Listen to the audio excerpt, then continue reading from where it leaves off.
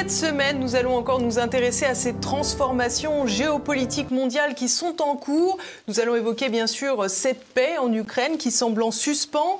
À quoi joue Vladimir Poutine? Quelle partition Donald Trump tente-t-il de suivre?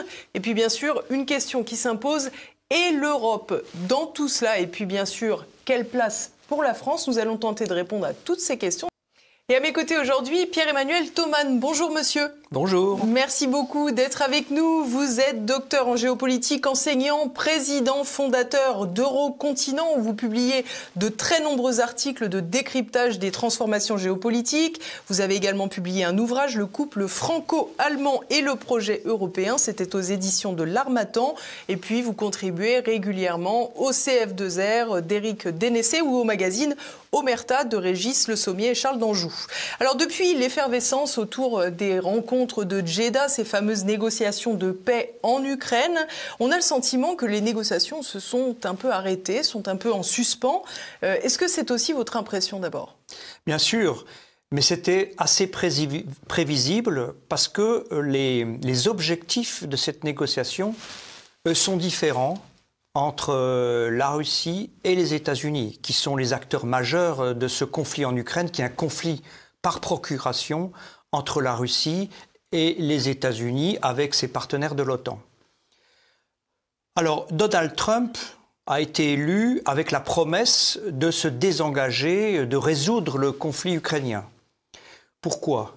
Parce qu'en réalité, les États-Unis, selon moi, ont perdu le conflit. Ils n'ont pas réussi à imposer à la Russie l'acceptation d'une poursuite de l'élargissement de l'OTAN à l'Ukraine. Ils n'ont pas réussi à, par les sanctions qui sont d'une ampleur jamais connue auparavant, de faire plier la Russie après le début de son opération spéciale en Ukraine.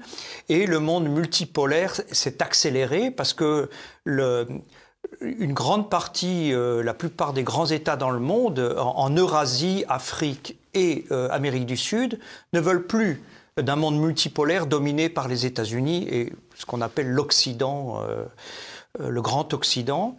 Et donc, Donald Trump cherche à se désengager pour réinvestir d'autres théâtres, comme voilà, le Groenland, le Canada, dans une stratégie panaméricaine, le front arctique. Et il souhaitait résoudre cette question le plus rapidement possible. Mais la Russie, de son côté, n'a pas intérêt à accepter les propositions américaines telles qu'elles ont été énoncées, parce qu'il s'agissait d'un cessez-le-feu sur la ligne de front actuelle, avec repousser les questions de fond plus tard, comme la reconnaissance des nouvelles frontières, l'appartenance à l'OTAN, les sanctions, qui ne résolvent rien en réalité des revendications russes. Il faut bien voir que la Russie est intervenue en Ukraine pour imposer en fait ce qu'on lui refusait, c'est une nouvelle architecture européenne de sécurité pour arrêter l'élargissement de l'OTAN, ce processus d'encerclement de la Russie par l'OTAN, et de signer de nouveaux traités qui résolvent définitivement la question en Ukraine aussi de protection des russophones et la reconnaissance des nouvelles régions qu'elle considère réunifiées à la Russie. Donc les objectifs sont différents. C'est pour cette raison qu'on a vu finalement naître cette histoire de cessez-le-feu sur les infrastructures énergétiques qui était quelque part prendre le problème par un tout petit bout de la lorgnette et qui accessoirement font l'objet d'accusations de violation de part et d'autre depuis que ce cessez-le-feu a été signé. Oui, parce qu'il n'y a pas d'acteurs qui puissent imposer la supervision de ce cessez-le-feu et les conditions du côté russe ne sont pas réunies parce que la condition pour les Russes d'un cessez-le-feu, c'est évidemment de manière réciproque et progressive la levée des sanctions. La Russie a exigé la levée progressive des sanctions, par exemple sur les différentes thématiques, qui n'est pas mise en œuvre de l'autre côté. Les Ukrainiens continuent à frapper des infrastructures russes parce que certaines factions, et soutenues d'ailleurs par un certain nombre de pays européens de l'OTAN, veulent poursuivre le conflit. Et donc, il n'y a pas les conditions pour la mise en œuvre de ce cessez-le-feu. Aucune question de fond n'est réglée et donc le conflit se poursuit. Est-ce que vous avez finalement le sentiment que la paix va attendre précisément et que les promesses de Donald Trump pendant la campagne ne vont pas pouvoir être tenues? Concrètement, là aujourd'hui, on arrive à une période où le climat s'améliore. Il y a peu de chances finalement que l'on assiste à un retrait des troupes russes et à un accord. Et par ailleurs, vous évoquiez tout à l'heure les factions qui ont été alimentées, on va dire, par les Occidentaux, les factions les plus dures qui sont aux côtés de Zelensky. Il est très peu probable que ces factions acceptent, j'allais dire, de raccrocher les gants. Oui, c'est bien le problème. Il y a différentes opinions à ce sujet. Alors, en fait, pour résoudre ce conflit, cela, selon moi, du point de vue géopolitique, cela va prendre des années, en réalité. Déjà, pour obtenir un cessez-le-feu et un arrêt des combats, cela peut prendre de plusieurs mois à même plusieurs années. C'est l'incertitude totale et je ne vois pas comment on peut arrêter ce conflit, d'autant plus que la Russie a bien précisé que ce conflit était en réalité enclenché pour résoudre des questions de système géopolitique très, très fondamentales. C'est-à-dire, la Russie veut l'acceptation du monde multipolaire par les États-Unis, donc l'arrêt de l'élargissement de l'OTAN, et c'est une question redoutable, la reconnaissance des nouvelles frontières. Du côté des Occidentaux, en particulier des États-Unis, ce serait l'acceptation de facto d'un monde multipolaire et donc d'accepter la défaite en fait du camp occidental. Donc c'est extrêmement difficile à accepter. Et évidemment, du côté du régime de Kiev, il y a des factions qui ne sont absolument pas prêtes à faire quoi que ce soit comme concession, surtout qu'ils sentent qu'ils ont l'appui pour poursuivre le conflit ce qu'on appelle les néoconservateurs, les plus extrémistes qui veulent infliger une défaite à la Russie dans le camp des Européens, notamment le Royaume-Uni qui veut retrouver un rôle, et puis aussi le gouvernement français qui veut se positionner en Europe pour cette défense de l'Ukraine. Je pourrais y revenir par la suite parce qu'il y a une rivalité entre Européens qui est aussi l'angle mort de ce conflit dont on ne le parle pas beaucoup. Et évidemment les plus extrémistes factions ukrainiennes qui n'accepteront pas de compromis et qui sont difficiles à neutraliser, d'autant plus qu'elles ont été soutenues depuis des années, on pourrait même dire des décennies. Il faut voir que ce qu'on appelle les factions néo-nazis issues de l'idéologie de Bandera en Ukraine sont soutenues par les États-Unis depuis la guerre froide, en fait. Déjà, contre l'URSS, ils étaient soutenus à partir des réseaux aux États-Unis et au Canada, parce que les extrémistes ukrainiens anti-soviétiques avaient émigré aux États-Unis et au Canada. Donc c'est une longue histoire. On a l'impression aussi que cette incapacité à agir sur l'entourage de Zelensky, le plus extrémiste, que cette incapacité à agir sur le respect des cessez-le-feu, ça aussi, ça fait partie des grandes défaites des États-Unis actuelles. En réalité, aujourd'hui, on a un président des États-Unis qui peut prendre des réformes qui font réagir le monde entier, mais il n'a plus vraiment de moyens de pression sur le reste du monde. Oui, parce que nous sommes déjà dans le monde multipolaire où les États-Unis ne sont plus le centre exclusif dans les rapports de force et la Russie, la Chine et d'autres puissances peuvent défendre leur propre positionnement. Et les États-Unis ne peuvent plus imposer totalement leur vision. Et il y a aussi une autre question qui est extrêmement complexe, c'est le positionnement des États-Unis est plus complexe qu'on ne le croit. Parce que, effectivement, on parle dans les médias, par les politiques, d'une nouvelle alliance américano-russe. Selon moi, c'est totalement faux. Il n'y a pas d'alliance entre les États-Unis et la Russie. Ils sont toujours en rivalité. D'ailleurs, Donald Trump et les États-Unis ne sont pas en position neutre vis-à-vis des négociations. Ce n'est pas un honnête courtier entre l'Ukraine et la Russie, puisqu'ils sont partis du conflit. C'est l'acteur majeur qui continue à armer Kiev et qui essaye de... Qui renseigne aussi pour frapper forcément les Russes sur le terrain. Et comme ils perdent le conflit, ils aimeraient stopper les frais là, sur cette ligne de front. Mais évidemment, les Russes avancent et n'ont pas intérêt à s'arrêter aujourd'hui après un cessez-le-feu qui ne résout aucune question de fond. Et un autre élément dont on parle moins, c'est qu'en fait, les États-Unis poursuivent leur stratégie, même s'il y a une acceptation plus importante du monde multipolaire qu'auparavant, ils poursuivent leur stratégie d'encerclement de l'Eurasie par l'Indo-Pacifique contre la Chine, qui devient une des priorités, le nouveau front arctique, d'où les revendications sur le Groenland et le Canada. Il faut voir aussi qu'ils ont un grand territoire en Alaska, déjà. Donc, ce n'est pas en contradiction avec leur positionnement territorial. Et le front européen, c'est-à-dire que l'idéal pour les États-Unis, c'est se désengager du conflit en Ukraine qu'ils ont perdu.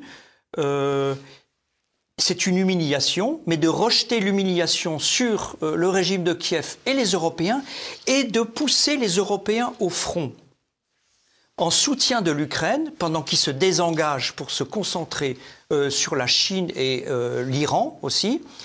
Et les Européens donc poursuivent cette espèce de mini-guerre froide par procuration pour le compte des États-Unis. On a le sentiment, si je peux me permettre de vous interrompre, que finalement il y a une continuité parce que, comme vous l'avez expliqué tout à l'heure, le mouvement néoconservateur, il s'est globalement recentré sur l'Union européenne et sur l'Europe, tout particulièrement sur le couple franco-britannique en ce moment. Et finalement, Donald Trump, qui lui veut s'émanciper de leur bilan, dit gardez-le et puis ça tombe bien, ça partira en Europe. Exactement. Alors les Européens n'arrivent pas à penser au-delà de leur rôle, en fait, de niche dans la configuration géopolitique occidentale dominée par les États-Unis. C'est-à-dire, ils jouent le rôle de Rimland dans la stratégie d'encerclement de l'Eurasie, c'est-à-dire cet espace côtier européen qui était soutenu par les États-Unis pour empêcher la Russie de contrôler l'isthme européen. Et les Européens, donc, font de la sous-traitance géopolitique vis-à-vis des États-Unis. Et même en parlant de cette nouvelle autonomie stratégique, c'est une illusion. C'est toujours de la sous-traitance géopolitique parce qu'ils gardent le Rimland pour le compte des États-Unis, ce qui a pour effet d'augmenter l'achat d'armement aux États-Unis parce qu'ils ne produisent pas. Il n'y a que la France qui peut prétendre à maîtriser un petit peu les différents éléments d'une armée complète et encore en miniature par rapport aux États-Unis, tandis que les autres États membres de l'OTAN ne sont pas souverains, en fait. Ils dépendent du parapluie nucléaire américain. Et donc, leur seul positionnement, c'est de continuer à poursuivre cette confrontation avec la Russie pour faire croire à une autonomie stratégique européenne, alors qu'en fait, c'est un conflit délégué par les États-Unis qui se satisfont totalement de la fracture entre les Européens de l'Ouest, la France, l'Allemagne et la Russie. C'était un des objectifs d'ailleurs de la provocation par les États-Unis de cette crise en Ukraine, c'est de fragmenter l'Europe. Bien sûr. Je vous propose à présent qu'on écoute Vladimir Poutine. Il a évoqué l'idée d'un gouvernement de transition en Ukraine, mais il fait aussi le point sur le front avec une vision très dure et très claire. Что происходит сегодня, в принципе, тоже понятно. По всей линии боевого соприкосновения. Ce qui se passe aujourd'hui est tout aussi clair. Nos troupes ont l'initiative stratégique sur toute la ligne de contact. J'ai dit récemment que nous les écraserions, mais il y a des raisons de croire que nous les achèverons. En principe, il serait possible, sous l'égide de l'ONU, avec les États-Unis, voire avec les pays européens, bien sûr avec nos partenaires et amis, de discuter de la possibilité d'instaurer une administration transitoire en Ukraine. временного управления.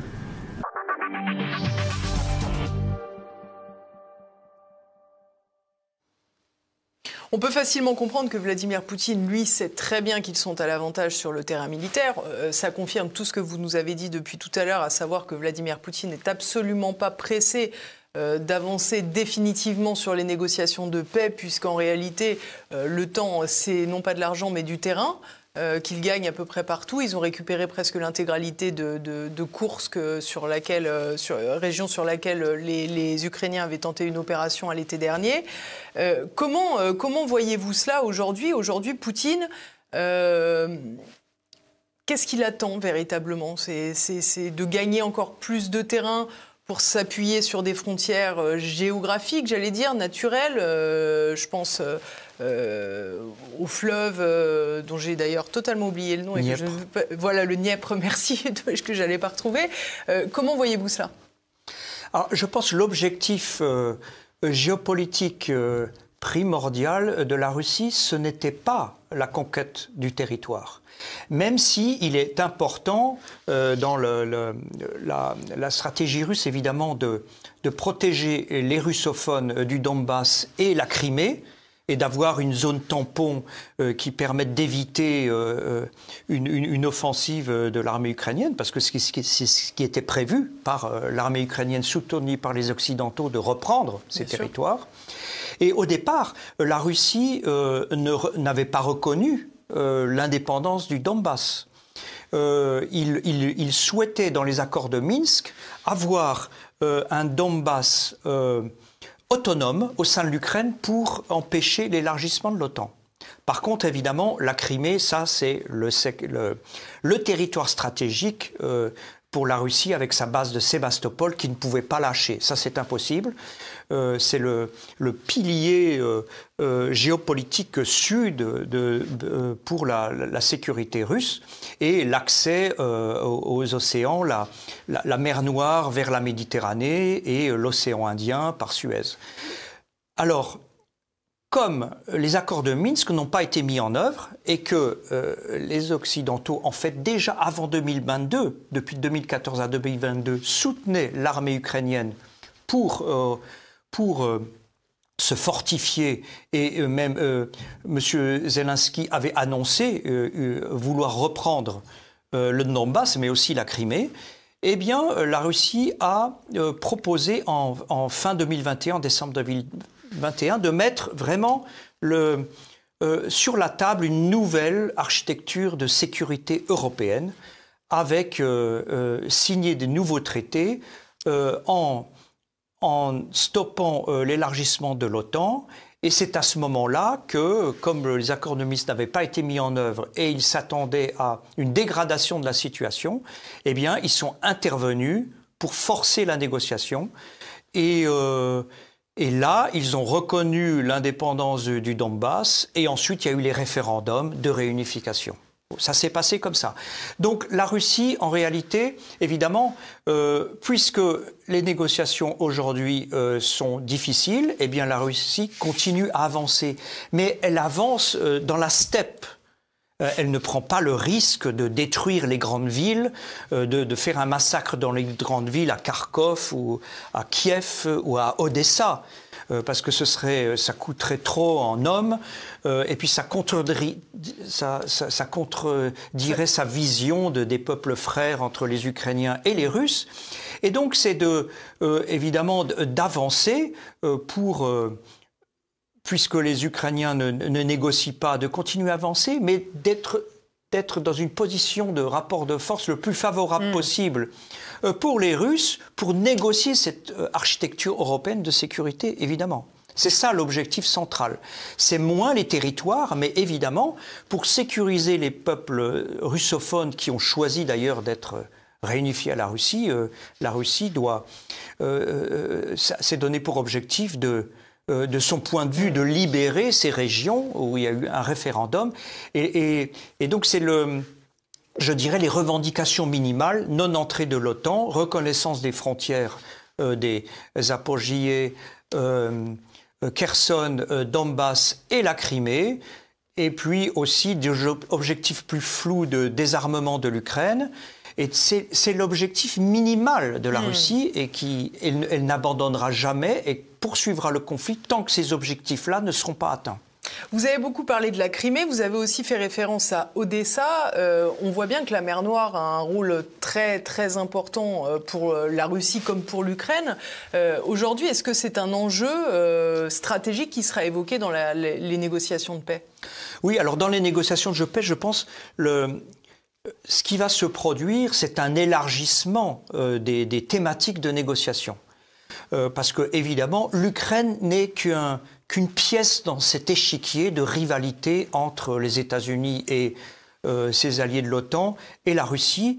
Et donc, sur la table, il n'y a pas que l'Ukraine. Il y aura effectivement la nouvelle architecture européenne de sécurité, l'élargissement de l'OTAN, la question de la mer Noire, la question de l'Arctique et sans doute aussi le Pacifique, le Proche-Orient, peut-être même l'Afrique, l'Amérique du Sud, l'Eurasie. Tout est sur la table en réalité, puisqu'on change de configuration géopolitique. C'est un changement systémique auquel on assiste, d'ailleurs que la Russie a poussé. Elle pousse à un monde multipolaire et évidemment, les États-Unis et ses alliés sont plutôt ses vassaux européens, malheureusement, résistent à cette émergence de la multipolarité. Alors avec M. Biden, qui voulait vraiment préserver cette vision obsolète du monde unipolaire et domination des États-Unis, a été abandonné par Donald Trump, qui accepte une nouvelle forme de multipolarité, mais la rivalité continue. Et donc, c'est pour ça que les négociations vont mettre énormément de temps non seulement pour arrêter les combats, mais ensuite pour la négociation de cette nouvelle architecture qui prendra peut-être des années et qui n'aboutira peut-être même pas. Quels sont les véritables points forts de celui qui maîtrise, j'allais dire, la mer Noire ? Alors, la mer Noire, effectivement, là, il faut remonter, je dirais, loin dans l'histoire, la guerre de Crimée, 1852-56, où déjà les Britanniques et les Français ont attaqué la Russie à Sébastopol, la guerre de Crimée, parce que la Russie, qui se renforçait, avait pour objectif géopolitique cet ancien projet qu'on appelle le projet byzantin ou le projet grec, c'est-à-dire de fissurer, de faire tomber l'Empire ottoman et de recréer un État à la place de l'Empire ottoman, notamment centré sur Constantinople, d'un État orthodoxe qui serait allié avec la Russie, parce qu'à ce moment-là, dans l'Empire ottoman, il y avait plus d'orthodoxes que de musulmans. Bah oui. Et les Britanniques, en rivalité avec les Russes, le grand jeu, ont voulu stopper l'expansion russe en mer Noire. Rivalité qui n'a pas cessé depuis. Hein. Exactement. Et parce que la mer Noire, c'est l'accès à la Méditerranée, le contrôle du détroit des Dardanelles. Et la France s'est alliée aux Britanniques parce qu'elle était dans une entreprise de colonisation aussi en Méditerranée. Et Napoléon III avait pour objectif de replacer la France au centre du jeu géopolitique de l'époque, après la défaite de Napoléon à Waterloo, mais en changeant d'alliance, c'est-à-dire contre les Russes comme lors des guerres napoléoniennes, mais avec les Britanniques pour affaiblir les Russes. Et cela a joué des tours à la France, parce qu'en réalité, même s'ils ont gagné ce conflit, ils ont réussi à prendre Sébastopol, à empêcher la Russie de faire tomber l'Empire ottoman. En fait, la France s'est affaiblie par la suite, parce que selon le principe des nationalités, la Prusse s'est renforcée. Il y a eu l'unification italienne, l'unification allemande, et puis la guerre franco-prussienne, où la France a perdu la guerre, et les Britanniques, comme les Autrichiens et comme les Russes, n'ont pas aidé la France, évidemment. Et les Russes ont pu réinvestir la mer Noire après la défaite de Napoléon III. Et c'est à ce moment-là que les Français ont compris qu'avec l'émergence de l'Allemagne, il fallait une alliance franco-russe pour contrebalancer l'Allemagne. Donc, qu'on a un peu oublié, donc. Exactement. Mais donc, la mer Noire, aujourd'hui, c'est un enjeu majeur géopolitique C'est un des théâtres, hein, ce n'est pas le seul, parce qu'il y a aussi la mer Arctique, le Pacifique aussi, le Proche-Orient, mais la mer Noire reste une zone, un espace géopolitique de rivalité entre les grandes puissances, et le restera pour toujours, parce qu'il donne accès, évidemment, vers la Méditerranée, vers le Caucase, vers le Proche-Orient, vers l'Eurasie. Et pour la Russie, c'est le rempart pour sa sécurité. Là où elle est le plus vulnérable, c'est le sud. Parce qu'au nord, elle est protégée par la mer Arctique, le climat rude. C'est une problématique différente.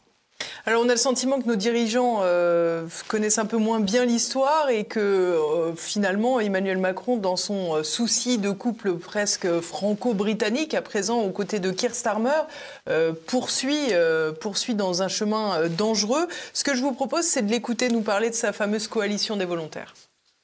Nous avons acté que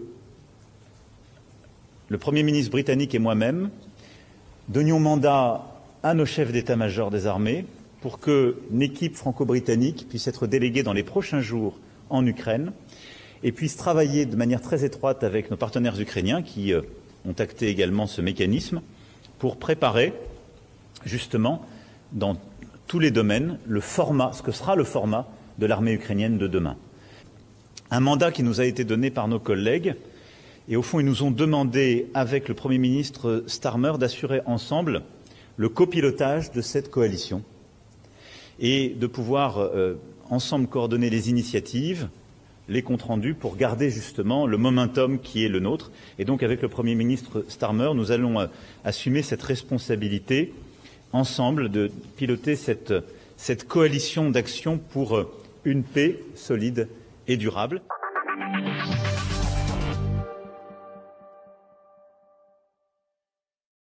Quel regard portez-vous sur cette attitude, sur ce couple franco-britannique, sur cette obsession d'Emmanuel Macron d'être sur le devant de la scène politique quand il s'agit de la guerre en Ukraine ? Il y a un angle mort dans ce conflit, c'est les rivalités entre puissances européennes. En Europe a toujours existé cette rivalité entre les États pour la direction de l'Europe. D'ailleurs, au sein même du projet européen, il y a toujours eu cette rivalité entre les Français, les Britanniques, les Allemands. Les Britanniques sont sortis de l'Union européenne, donc maintenant c'est la rivalité franco-allemande qui est au centre du projet européen, qu'il est toujours d'ailleurs, on a tendance à l'oublier. Et sur la question ukrainienne, pardon, mais les Allemands font plutôt profil bas maintenant. Hein. Oui. Mais les Allemands, en fait, n'avaient pas profil bas lorsqu'ils, au départ, dans le soutien à l'Ukraine avec les États-Unis pour faire plier la Russie, mais ils ne peuvent pas se mettre en avant de manière militaire. Alors, il y a différents objectifs géopolitiques. En fait, l'Allemagne a toujours pour ambition de se positionner vers l'Est, vers l'Eurasie. Ça, c'est toujours depuis le pan-germanisme jusqu'à aujourd'hui au nom de l'occidentalisation, en synergie avec les États-Unis, de prendre la responsabilité du futur de l'Ukraine. C'est une espèce d'OPA sur l'Ukraine. C'est la Russie, c'est l'Allemagne qui voulait le plus l'élargissement de l'Union européenne à l'Ukraine. Pour élargir son espace géopolitique, géoéconomique, mais aussi en termes de sécurité, pour repousser la Russie dans les terres eurasiennes. Ce qu'on appelle la profondeur stratégique. Hein. Exactement. Et tandis que la France, qui était traditionnellement plutôt proche de la Russie pour contrebalancer l'Allemagne, et dans la vision gaullienne, eh bien, la France, tout à coup, a changé de posture, s'est alignée sur les objectifs germano-américains de détacher l'Ukraine de la Russie, selon moi, pour positionner la France en leader du projet européen, pour militariser le projet européen, parce que c'est dans ce domaine où la France a une valeur ajoutée, et puisque l'Allemagne domine, en fait, l'Union européenne, notamment sur les questions économiques avec l'euro. La Banque centrale européenne est à Francfort. C'est toujours autant le cas aujourd'hui ? Oui, je pense que c'est toujours le cas. Donc, comme l'Allemagne aussi a décidé de son Zeitwende de dépenser dans sa reconstruction de l'armée allemande et a dit explicitement qu'elle voulait être la première armée européenne, eh bien, la France, qui a le siège au Conseil de sécurité, qui a l'arme nucléaire et qui estime avoir une valeur ajoutée dans le projet européen sur les questions de défense, ne veut pas laisser l'Allemagne avoir le leadership. Et donc, s'est positionné pour soutenir l'Ukraine de manière encore plus appuyée pour contrebalancer l'Allemagne et positionner la France en leader avec les Britanniques qui ont aussi, eux, d'autres objectifs. Les Britanniques sont sortis de l'Union européenne et leur seul rôle, en fait, c'est dans l'Alliance Atlantique.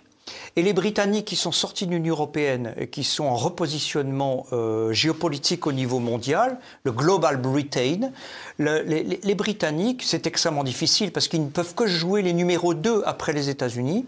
Et sans faire de la Russie un ennemi, ils n'ont plus de rôle géopolitique. Et en plus, cela correspond à leur vieux positionnement de puissance maritime comme les États-Unis, d'affaiblir les puissances continentales en Eurasie, que ce soit la Russie ou la Chine. Paradoxalement, ça a poussé la Russie à construire un partenariat avec la Chine d'ailleurs. Donc c'est un objectif raté. Mais vous dites, pardon, parenthèse, mais vous dites les États-Unis puissance maritime. C'est intéressant parce qu'aujourd'hui, l'élargissement de Donald Trump, il se fait sur le plan territorial, sur une forme de continuité géographique et continentale. Alors, les États-Unis sont une puissance continentale parce qu'ils ont une énorme profondeur continentale qui provient de la conquête de l'Ouest au XIXe siècle, mais se sont positionnés dans le monde comme puissance maritime. Et aujourd'hui, comme cette puissance maritime qu'elle cherche à préserver, parce qu'ils se positionnent dans l'Indo-Pacifique, la mer Arctique, mais qui n'ont plus le monopole, c'est le monde multipolaire.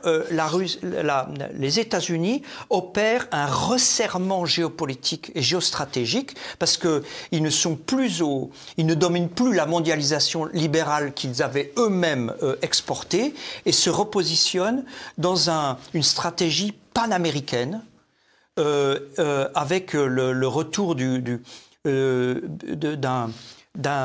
maîtrise des espaces proches de leur territoire. Ce qui va tout à fait dans le sens de la politique de Donald Trump aussi, de recentrer son action, j'allais dire, sur les États-Unis et sur la proximité presque. Exactement. C'est ce que s'appelle le resserrement géopolitique, où pour se repositionner comme une puissance, la première puissance du monde multipolaire, parce que s'ils acceptent le monde multipolaire, ils veulent rester quand même la première puissance, c'est de réinvestir les espaces où ils sont les plus forts. Et donc, c'est pour ça qu'ils font pression sur le Canada, qui veulent le Groenland, repositionnement de l'Amérique du Sud, qui fait écho à la doctrine Monroe, et déléguer le front aux Européens contre la Russie en soutenant l'Ukraine, mais évidemment cette Europe qui prétend vouloir acquérir une autonomie stratégique, en fait, est encore plus vassalisée, et dans un processus de vassalisation des États-Unis, parce que c'est la dernière zone d'influence des États-Unis qu'ils contrôlent, et de manière indirecte, mais c'est un renforcement. C'est le service après-vente des États-Unis. Exactement. Après Biden, qui a provoqué cette guerre, selon moi, en Ukraine, en refusant de négocier une nouvelle architecture de sécurité, a fragmenté l'Europe, a créé ce nouveau front entre Europe de l'Ouest et Russie, et détruit toute négociation sur un axe Paris-Berlin-Moscou, ce qui ne veut pas dire que ça ne reviendra pas à l'avenir, mais pour l'instant, ils ont réussi leur objectif de fragmenter l'Europe. Et ils maintiennent cette Europe en déléguant, je dirais, le front aux Européens qui achètent encore plus d'armes américaines. Donc il y a un jeu de dupes. En fait, excusez-moi l'expression, mais les Européens dans l'Union européenne, avec le positionnement de la France et les Britanniques, sont les idiots utiles des États-Unis. On a le sentiment aussi, vous reparliez de resserrement géopolitique de Donald Trump, on a le sentiment que les grandes annonces qui ont fait grand bruit ces derniers jours, à savoir la hausse des tarifs douaniers, s'intègrent parfaitement dans cette logique de America First, tout simplement. Et comment vous expliquez cette sidération de la part, notamment des Européens, alors même que c'était annoncé, comme le reste, dans la campagne américaine? Exactement. Cette sidération est je dirais, la caractéristique des États vassalisés qui n'ont aucune vision indépendante, aucune vision géopolitique, ni de l'Europe, ni de leur propre État. On voit bien que les Britanniques ne savent pas comment se repositionner, uniquement contre vis-à-vis de la Russie, la France aussi, face à ce monde multipolaire. Alors même qu'elle aurait plus d'atouts que d'autres, à cause de la vision gaullienne, elle pourrait profiter de ce monde multipolaire pour avoir une politique multivectorielle, mais le gouvernement actuel est toujours dans une position obsolète. Et le projet européen avec l'Union européenne s'était positionné dans cette mondialisation libérale, cette exportation de la doctrine de la société ouverte avec la création d'interdépendances économiques au niveau mondial qui allait créer la stabilité, mais évidemment en occidentalisant le monde, et cet grand Occident, c'était les États-Unis qui en profitaient le plus, mais aussi certains pays européens qui, je dirais, touchaient les miettes de cette globalisation anglo-saxonne, des puissances maritimes. Et aujourd'hui, les États-Unis, qui ont imposé ce modèle libéral au monde, en fait, se repositionnent. Ça ne veut pas dire qu'ils se retirent du monde, pas du tout. Ni de la mondialisation, d'ailleurs. Ni de la mondialisation qui change de nature, en fait. Mais par contre, ce resserrement géographique, pour faire revenir les emplois, maîtriser leur propre territoire, éviter les ingérences externes, reconstruire les chaînes de production sur le territoire américain, eh bien, ils ont choisi de redevenir protectionnistes. Il était déjà avant, mais là, c'est de manière totalement explicite, et y compris vis-à-vis des soi-disant alliés, en fait, des vassaux européens, qui considèrent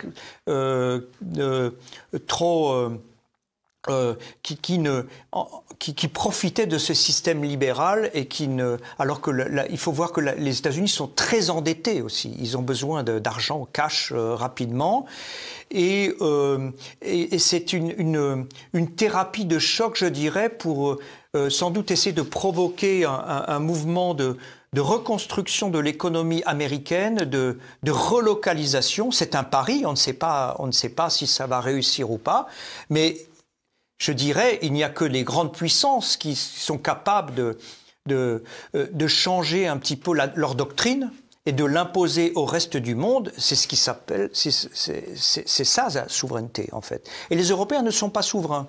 L'Union européenne s'est positionnée dans ce monde ouvert avec surtout l'Allemagne qui se positionnait comme puissance géoéconomique avec ses exportations.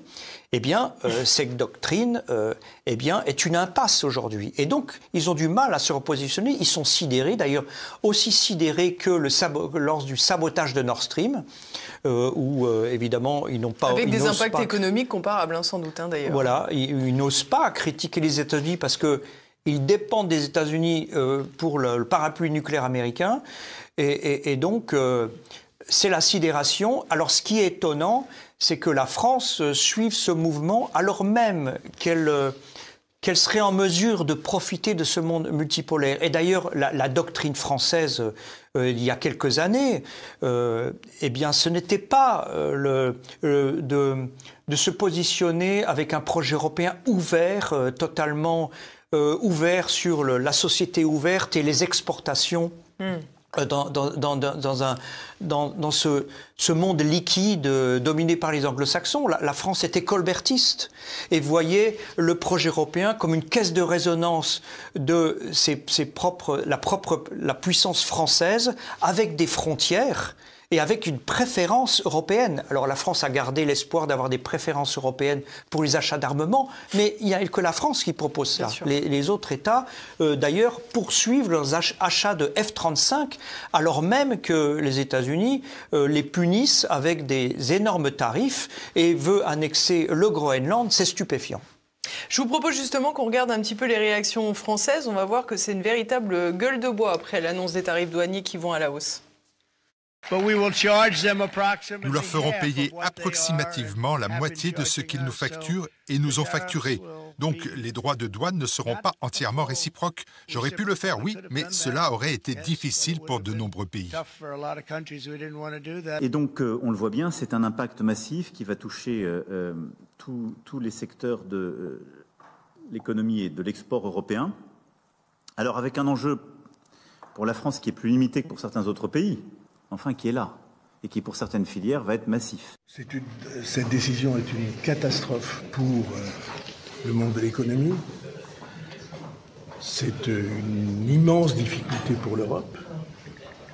Je crois que c'est aussi une catastrophe pour les États-Unis et pour les citoyens américains. L'idée que chaque des grandes régions du monde va se refermer sur elle-même et que la guerre commerciale doit être désormais la règle, cette idée présente des dangers.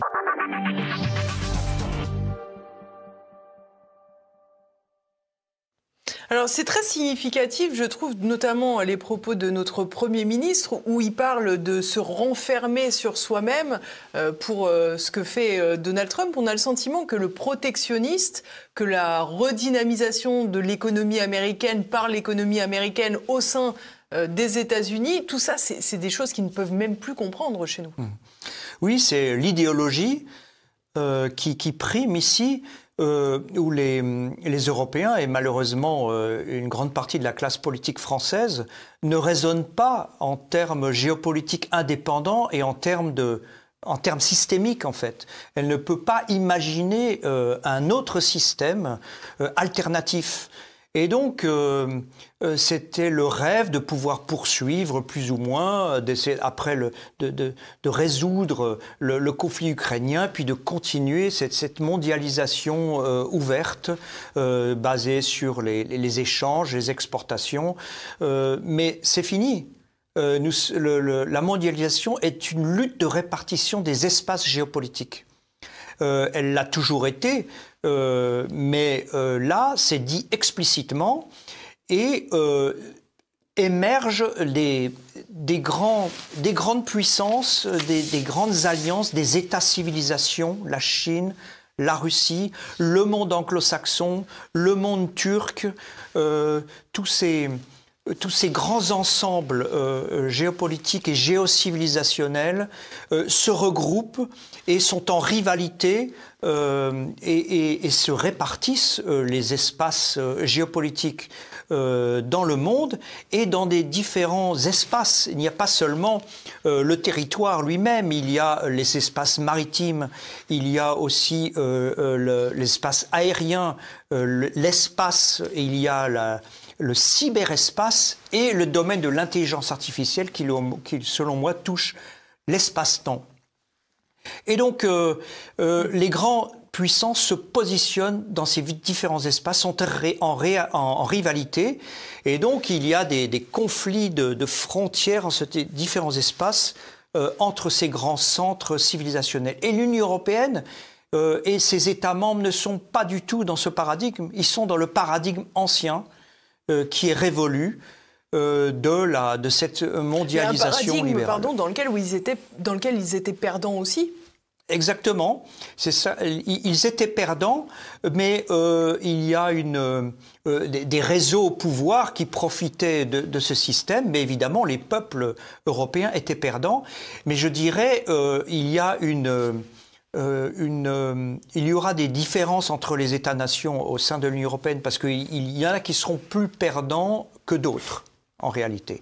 Et lorsque l'erreur est de voir l'Union européenne comme un bloc, d'ailleurs les statistiques produites par l'Union européenne sur le commerce sont montrées, soulignées comme si l'Union européenne était déjà une entité géopolitique unie. C'est pas du tout le cas. D'ailleurs, on le voit à travers les réactions des autres blocs qui ne les considèrent pas comme ça. Les États membres vont se diviser face à cette guerre commerciale parce que c'est l'Allemagne qui a le plus à perdre, en fait, avec ses exportations automobiles, de machines-outils, industrielles, chimiques, et qui exporte énormément aux États-Unis. Donc, on voit bien d'ailleurs que les Allemands ont après la sidération, ont une réaction mitigée en se disant, voilà, nous sommes obligés de répliquer, de répondre, mais on veut engager la négociation. Ils veulent encore convaincre Donald Trump que c'est pas la bonne voie, et donc de retarder l'échéance inéluctable. Tandis que la France a une position plus offensive de sa tradition, plus protectionniste, même si elle n'est pas aussi marquée qu'auparavant, mais évidemment la France a dit qu'il fallait répliquer de manière forte et notamment par exemple taxer les géants du tech, les GAFAM, et donc la France... La France est aussi championne des déclarations, parce que ça, on connaît Exactement. Les déclarations quant aux taxations des GAFAM, c'est pas une nouveauté. On se rappelle de Bruno Le Maire qui avait fait des effets d'annonce. Dans la réalité, c'est jamais suivi d'effet, parce qu'il y a toujours une nouvelle holding qui fait que les GAFAM ne payent jamais les impôts qu'ils devraient payer dans chaque pays. Exactement. L'Union européenne et la France sont déjà une colonie numérique des États-Unis. Et donc, il y a toujours ce discours sur la souveraineté en France, je dirais, ce sont l'héritage de la vision gaullienne, mais dont la réalité, elle n'est plus appliquée. Et donc, les Européens sont alignés et vont s'aligner, vont perdre ce conflit commercial. Et comme ils ne s'entendent pas entre eux, qu'ils n'arrivent pas à penser géopolitiquement, identifier une géopolitique commune, et que l'Union européenne n'est pas une nation, comme les États-Unis, la Russie ou la Chine, évidemment, c'est l'Union européenne qui sera la variable d'ajustement de cette guerre commerciale. On a le sentiment finalement que l'Europe, globalement, c'est le bastion de l'idéologie mondialiste sans la capacité de mondialiser, on va dire, son commerce. Les États-Unis, c'est la capacité de mondialiser son commerce sans la volonté aujourd'hui mondialiste. Où on situe la Chine dans cette logique ? Alors la Chine, elle profitait jusqu'à présent de cette ouverture, de cette mondialisation dans laquelle elle cherchait à s'insérer, mais elle opère aussi un changement de doctrine en insistant beaucoup plus sur son marché intérieur, même si elle exporte vis-à-vis de l'extérieur et elle continue de vouloir avancer dans cette direction. Mais ce qui risque de se passer, c'est comme le marché américain risque de se fermer, la Chine va déverser ses produits en Europe. En Europe, voilà. Alors, on a parlé tout à l'heure du rapprochement potentiel entre Washington et Moscou. Vous avez dit que vous étiez quand même sceptique quant à ce rapprochement réel. Certains évoquent quand même la possibilité que ça puisse mettre un coin dans la relation sino-russe. Quel est votre point de vue ? Je pense qu'il est très peu probable que l'on arrive à retourner la Russie contre la Chine. C'est impossible. Pourquoi ? Parce que du point de vue géopolitique, la Russie, comme l'aigle à deux têtes, regarde dans deux directions. La Russie est une puissance eurasienne. Elle a une dimension européenne très forte de par sa culture. Et puis la majorité des Russes habitent en Europe, dans la partie européenne, avant l'Oural. Mais la dimension eurasienne, asiatique de la Russie est très importante et sera valorisée de plus en plus par la Russie. Pardon, je fais une incise aussi, mais ce qui explique parfois les confusions avec les combattants que certains ont décrits comme étant des Nord-Coréens, alors qu'il s'agissait des bourriates, parce qu'évidemment, il y a des Asiatiques dans les ethnies qui composent la Russie. Exactement. Et donc, la Russie est une puissance eurasienne centrale et ne peut pas se permettre d'ouvrir un front contre la Chine, parce qu'elle a, vis-à-vis de la Chine, du point de vue démographique et économique, elle est beaucoup moins puissante, même si elle arrive à contrebalancer avec sa puissance militaire son arsenal nucléaire. et ces hautes technologies dans l'armement. Et donc, le rêve de certains conseillers américains de vouloir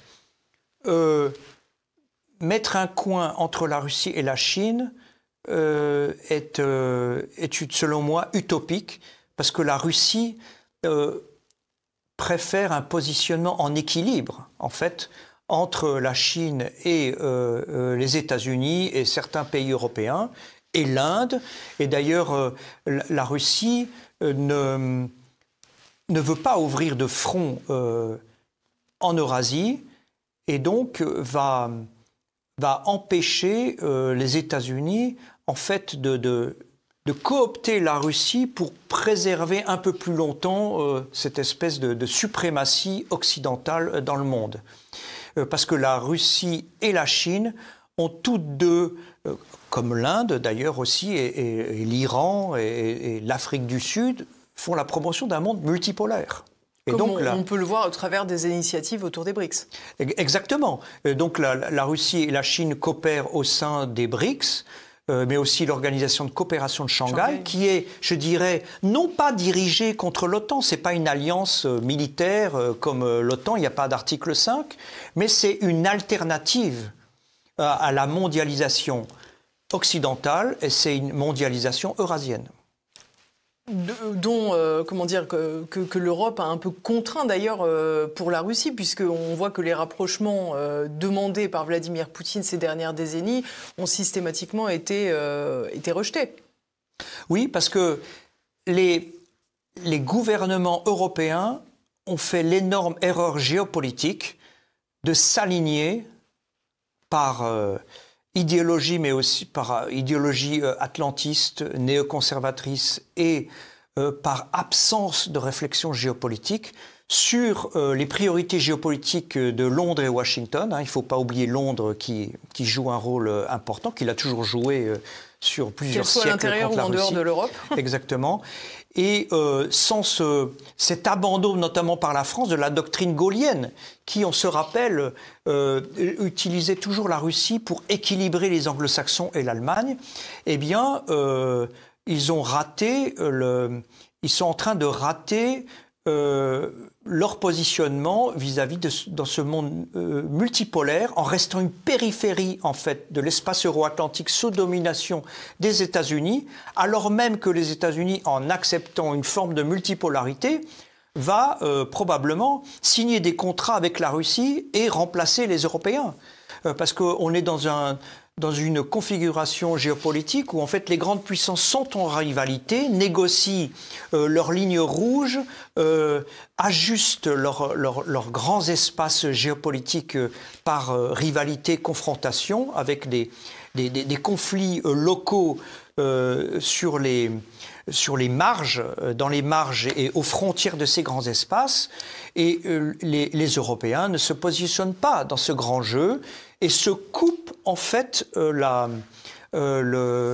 coupent de l'Eurasie, de la Russie et peut-être de plus en plus de la Chine sous pression des États-Unis, et donc devient une périphérie et risque de s'affaiblir s'il n'y a pas un sursaut, je dirais, gaullien, français, européen, pour à nouveau redéfinir une géopolitique basée sur l'équilibre et une géopolitique qui permet d'avoir des alliances dans toutes les directions. De coopération.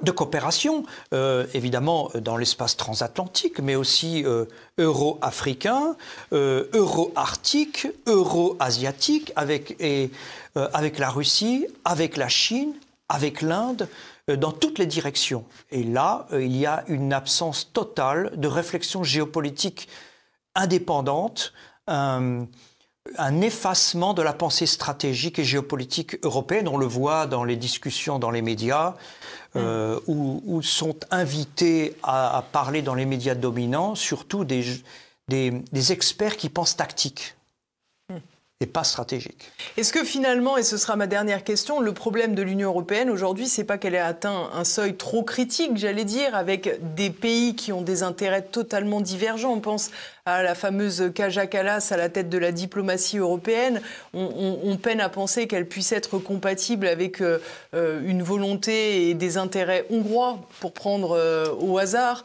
Est-ce que finalement, c'est pas ça le problème? Est-ce qu'il ne faudrait pas se recentrer sur une Europe beaucoup plus restreinte, comme au début de la construction européenne, qui puisse faire coexister des intérêts beaucoup plus proches les uns des autres? Je pense finalement à l'Allemagne, si elle s'était émancipée des États-Unis. Je pense à l'Italie, l'Espagne, la France, le Benelux éventuellement. Comment voyez-vous cela? Oui, effectivement, je pense que ce rêve d'unité d'inspiration fédérale ou intégrationniste est mort. Il n'y aura pas d'Union européenne unie, ce ne sera jamais une nation comme la Russie, les États-Unis, l'Inde, la Chine. Et avec les élargissements, elle est devenue de plus en plus multipolaire. Alors, et c'est ça le paradoxe, en fait, le monde devient multipolaire, ouais. L'Union européenne devient multipolaire aussi. Et donc, on le voit déjà, cette tendance est déjà à l'œuvre, mais pas assez prononcée. Ce serait un atout d'ailleurs pour les différents États européens, au lieu d'essayer de s'aligner, ce qui ne fonctionnera pas sur des objectifs utopistes, hors sol, comme préserver cette mondialisation libérale qui est terminée, c'est de se positionner dans des coalitions restreintes d'États volontaires sur différentes thématiques. Par exemple, préserver une coopération franco-allemande, évidemment, c'est le cœur de l'Europe. Avoir une coopération franco-britannique, franco-italienne, et franco-espagnole. Et moi, je pense que pour préserver la civilisation européenne et à l'avenir, la marge de manœuvre géopolitique de la France, une relation franco-russe forte. Alors même que les États-Unis et la Russie se rapprochent. Ce serait absurde, nous, d'engager une guerre froide contre la Russie. Alors même que la doctrine gaullienne, je pense, qui est toujours d'actualité, nous permettrait, en nous rapprochant de la Russie, de contrebalancer cette Europe germano-américaine, parce qu'on voit bien que les discussions sur la défense européenne vont aboutir à une augmentation des achats d'armement américains, et pas du tout à une autonomie stratégique. Donc il faut penser eurasien, mondial. Et il n'y a pas, pour l'instant, des équipes au pouvoir de réflexion dans ce sens-là, mais je pense qu'on sera obligé, sinon c'est notre effacement géopolitique.